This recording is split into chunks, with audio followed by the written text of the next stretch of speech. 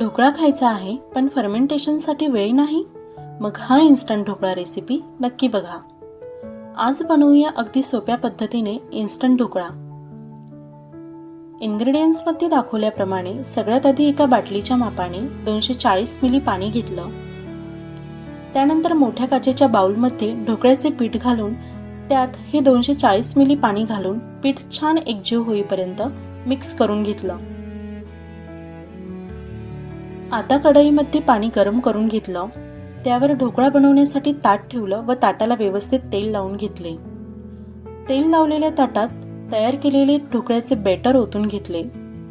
कढईवर झाकण ठेवून फुल फ्लेम गॅसवर 15 मिनिट ढोकळ्याचे बॅटर वाफवून घेतले आणि फक्त 15 मिनिटमध्ये आपला सॉफ्ट फ्लफी इन्स्टंट ढोकळा अगदी व्यवस्थित तयार झाला.